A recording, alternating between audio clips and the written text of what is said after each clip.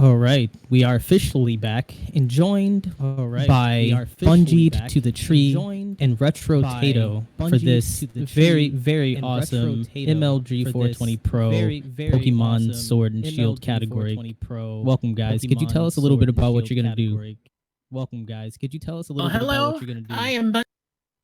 Hello, I am Bungied2TheTree, and this is Pokemon Sword and Shield, the category extension Flex on Mum. Today I am joined by the current world record holder, Retro Tato. How are you doing, Retro? Hello, doing just all right. Thanks for having me, first of all. And this should be a good show. Absolutely. So this is the most serious category of Pokemon Sword and Shield ever created. It definitely didn't start from a bunch of joke conversations. Nope, never. I mean, it is the best category and best speedrun of all time. It is also the second fastest category of this game. For now. I'm sure we'll find something else. But if you are ready, time will go when I actually just press A here. So let me know when you're ready with the timer. On your mark. 3, 2, 1, meme.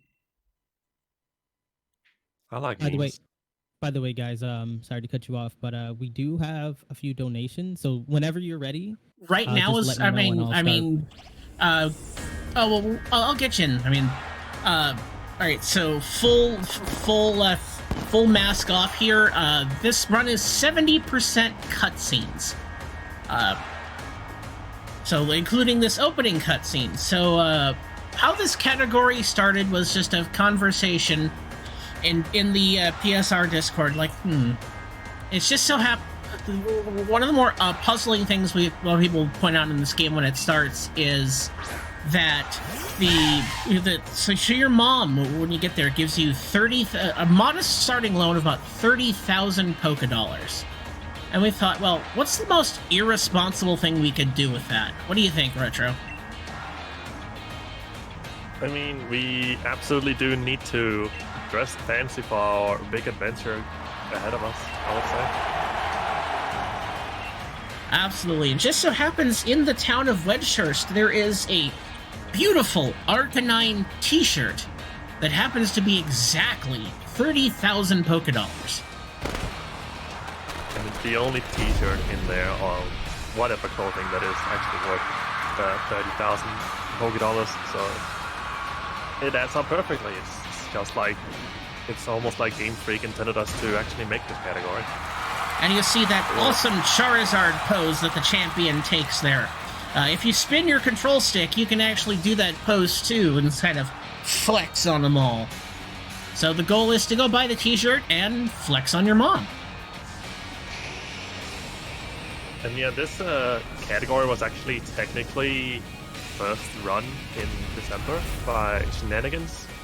He did this out of fun pretty much, because that is Shenanigans for you. He's mostly known for Generation 1 Pokemon glitched runs, but he messed around a bit with this Flex on Mom category, and a few weeks later, I'm not really entirely sure how it went down, but we just talked about that we should actually make this a real category on the category extensions leaderboards on Speedrun.com, and so we did, and people just messed around if they didn't want to get too much torture out of regular any percent runs. Yeah, a lot of the torture is out of this. There's maybe 2 instances of RNG in the entire run, and right now coming up, the hardest part of the entire run, the options menu. Gasp. Yes, this is the hardest this is like one of the more harder menus in this entire game, and we get this. Especially because the D-pad on at least the Pro controller is not the greatest, but it might be a little bit better on the Joy-Cons if you're using those. But I mean, this is like a professional category, esports ready and everything, so you have to use the Pro controller. And that's what I got here, mashing away. So a lot of the tech you actually see in this run is just tight menuing and the mashing. I use most people hold down. So there's 4 buttons that work for actuation of text. ZR, ZL, A, and B. A lot of people hold a trigger and mash A and B. I hold A and mash the triggers. That's just what's most comfortable for my hands. In the days of Pokemon Let's Go Eevee Pikachu, the first Switch games, they actually had the control stick when you press down on that work as an A button as well, and that would often cause you to talk to optionals in the run if you are doing really tight movement and just accidentally press the control stick. So what we have here is plot happening. Oh yeah, that's a story in this game too. Yeah, so realistically, we're just mashing through the story and waiting for it to let us do things. In this run, there are 3 wild encounters, if everything goes correctly, and a single Pokemon battle. The wild encounters and the Pokemon battle are the 2 main RNG things, as well as the the encounters that we'll have to dodge around. And there's the quote-unquote fight in the Slumboyne Wield as well. Mm-hmm. And if we have some time, I'd like to get some of these donations, but it's up to you guys. Just let me know. I'm not trying to read the room, but it's not working. No, it's okay. Let me get down to the upcoming cutscene with the champion Leon, and you can go right ahead. All right. So here, Hop's like, we need to go pick up my brother, because he gets lost. So we're going to go pick up his brother, the undefeated champion Leon, who we will not be seeing in any real battle form, just kind of more cutscenes to mash through. Alright, you got some donations? Let's hear them. Alright, we actually have a ton of donations, so thank you guys so much. Woo! We have a $20 donation from, I believe it's Charles? I don't know if it's a typo, but it says $6,000 from Mario Kart Wii. Yes, $6,000 for Mario Kart Wii category extensions. That's one of our milestones. So if you guys, if we can get $500 before we finish this run, before we get started on Mario Kart Wii, we'll be adding some category extensions. We have a $5 donation from Savage Sasquatch. Please tell me I said that right. He says, or they say, sorry. The hardest part of donating is finding something clever to put in the comments. It's like choosing the name of the 5th character on your Switch version of Skyrim. I've never played Skyrim, so I've never had that struggle, but I'll keep it in mind. We have another $5 donation from Ayaka Kami, who says, good luck, have fun for today's runners. Thank you. I'm not a runner yet, but I will be. So that goes out to you guys. You're the runners. All right. So now the champion Leon gave us some Pokemon. We're gonna unfortunately have to pick this blue thing because it's the fastest. Oh, gross. I know, it's awful. It's a joke because of the Candy Plus main route. Or alternate main route you can use in this game. Both Retro Tato and I have run the main any % categories, mostly using the Candy Floss route, which uses a traded Whimsicott. The fastest category for the full any % uses Sobble the whole way through, somehow. Yeah, and with Candy Floss, you start off with a Sobble and stuff. Score Bunny. Score Bunny. It's been a while, I'm sorry. That's okay, and now a barbecue is happening, and Hop is going to be very irresponsible with his kebabs.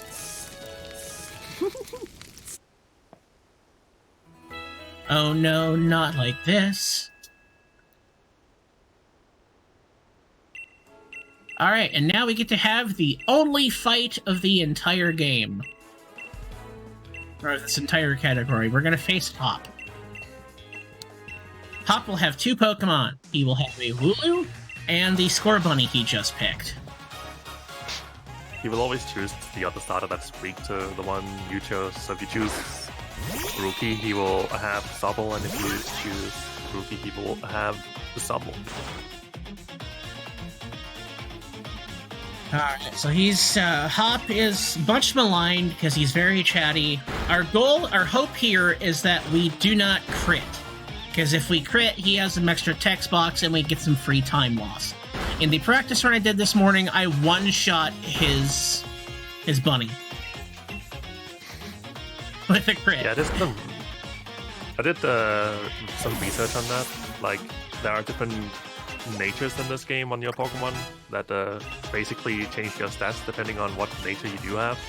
You can get one that is plus special attack, and if you have at least 27 IVs, that's like IVs go from 0 to 31.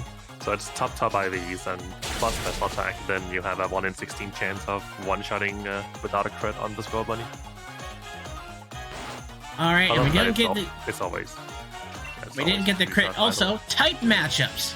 Did you know about them? Hop sure likes to tell us about them. Did you know that water is super effective against fire? We just learned that. And that's the end of the fight. Wow. Dun dun dun dun. Can we get some more donations in? Yeah. All right, we have a $3 donation from Nico Plays Things, and I believe we're going to see him in this as a runner, I believe, if I'm not mistaken. Well, he's the one running Mario Kart Wii. Oh, yeah. Which is what we're fighting for right now. Nico says, "Hey, chat, it is I, the Nico that plays things, here to tell you that we can reach 6,000. I believe in you guys, and I believe in you too. We're exactly $488, a little less because we're at 69 cents. Somebody should throw that. Nice. And so we can do it, guys. We also have a $6.53 donation from Anonymous that says, rounding the digits to $2.22. We have a $45 donation from DDG. They say, let's just hit that milestone already. Also, I want to hear Level Best's voice, and I really want to save the frames. Alright, one quick thing. This is the other instance of RNG in the run. There are 3 forced encounters here in the Slumbering Weald. The second one is a Rookity. Has a 50-50 shot of having the ability Unnerve. If that happens, I lose 2.5 seconds, and there's nothing I can do about it. Good RNG! Hooray! RNG. Alright, we just have a few more donations. We have a $25 donation from G-Virus, and I believe this was in direct response to DDG's $45. G-Virus says, nope, DDG, you're gonna have to pay up to blank the critters. I just want to say, Tiltify actually censors the word kill, so it makes every single donation that mentions killing the animals seem that much worse. Oh no. I'm gonna pretend it's something worse. And I want to say, save the animals, guys, because you don't know what DDG is going to blink. And look at Bungied here just pounding the squirrel. Checking yeah, I accidentally... the up input got eaten, so I couldn't get to the run. More cutscene happening here. There's a spooky sausage doggo that's going to appear to us, and we won't be able to attack it. That's what's happening here. I guess I can talk a little bit about the loads and lag in this game. So, since this is the first Switch game, or not, it's not the first Switch game, I said that was Let's Go, but yeah. This game is not very optimized, I would say, in terms of lag, because there is a lot of weird lag here and there in the game, and with the latest update, that hasn't really improved at all. Especially when you open your bag, you can tell there's an extra few seconds of lag in there, which has discouraged a lot of 80% runners to really run this game, because now it's just a lot more impossible to compete with world records or really good Thunder, times. save us! Yeah, Other than that, there's also the lag of playing handheld compared to docked. Obviously, Bungied is playing docked right now with his Switch, but if you take out the Switch and play in handheld, you actually save time on lag as well. So if you you can get really good times in this game as well by saving a few seconds. I think it's almost a minute you can save if you play handheld, but that is just a way worse setup you have to do. with the camera pointing towards your Switch, and then you can't really look that well on the Switch while playing. Might have seen it in Super Mario Odyssey as well. There has been some showcases and tweets going around with people putting it in handheld mode whenever they are loading different zones in Super Mario Odyssey. So yeah, handheld is just better, but less convenient for streaming. And the Switch, for all its positives, does have its drawbacks. I mean, it's definitely come leaps and bounds from where it was with the Wii U, but alright, so now the most important part of the run here, we actually need to get our money from Mum. So we'll do that right now. She's like, go buy yourself some potions or something. Be a responsible Pokemon trainer. We're not gonna do that. Alright, so here, finally, we're gonna come to the point where we deviate from the plot that's happening, and we're gonna go straight past the champion who we're supposed to meet at the Pokemon Lab, and we're just gonna go shopping. We have been thinking a lot about the backstory on why we're flexing on Mom by spending all of her money, and my theory is that, like, from Generation 2, you could call your mom and she would ask if you should save your money, and if you choose to say yes, that she should save your money, then she would often buy a bunch of stuff for it, unnecessary stuff, most of the time, and call you and say, oh, hey, I accidentally, I don't know if it's accidentally, but she will say she spent your money on some item and something, and now we're just returning the favor, quote unquote. Oh my god, I didn't do it. Now I have to go in here.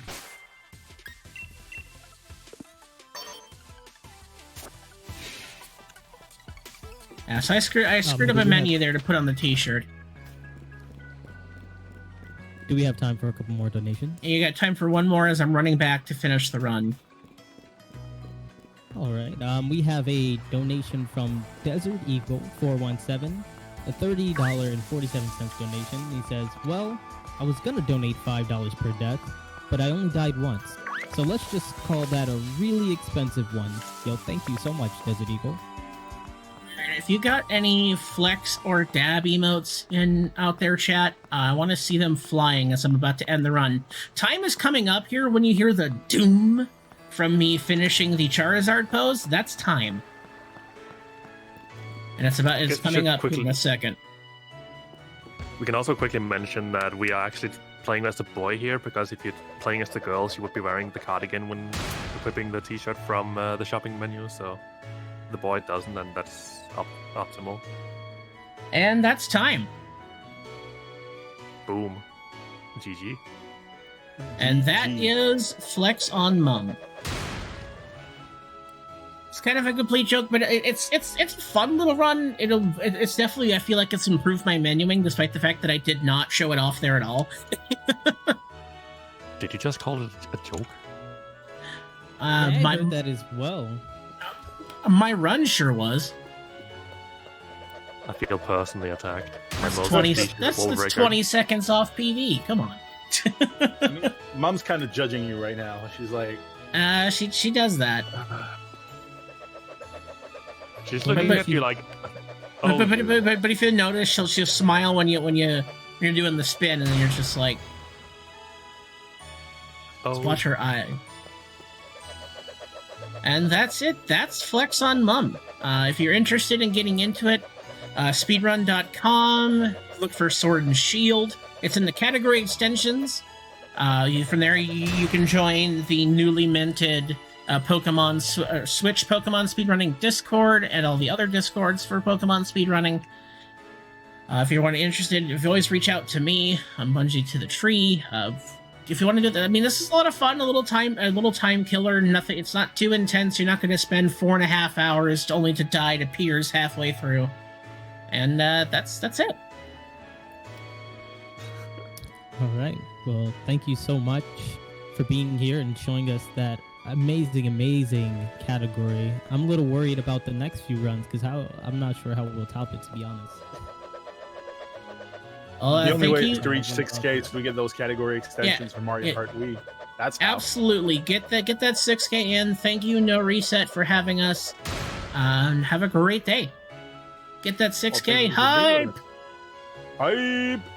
I'm telling you right away, we're like less than 10 minutes away from the next run, so yeah, we kind of got to get a move on to those donations if we want to. We're like just a little bit over $450 away from meeting that milestone, and we need to reach them one by one milestone at a time, and now is the time to reach 6K.